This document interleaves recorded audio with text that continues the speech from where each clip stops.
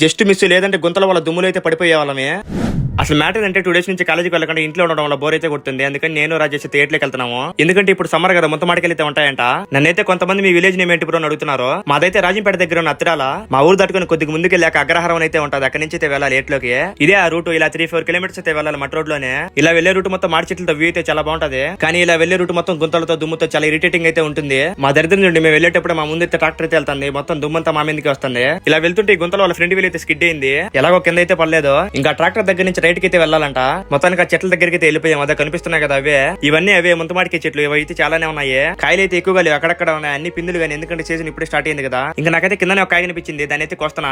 ఇంకా కాయనైతే తింటున్నా. టేస్ట్ అయితే తెలుసు కదా, ఒకరుగా ఉంటది. మీరు ఎవరైనా ఈ ఇయర్ ముంతమాడికి తింటే కామెంట్ చేయండి. ఇంకా నేను కూడా అయితే ఆ చెట్టుకి కొన్ని అయితే కోసాము. వీటిని ఇంగ్లీష్ లో అయితే అనాకార్డియం అంటారు. ఇవి కూడా ఆ కాయలకి ఉంటాయి. ఇవేంటి తెలుసా? క్యాషియో అంటే కాజు. అదే మా వీటి లోపల అయితే జీడిపప్పు ఉంటుంది. ఇంకా ఉన్న కాడికి కోసుకుని మేమైతే ఇంటికి అయితే వచ్చేసాము. శ్రమ అయితే ఇంక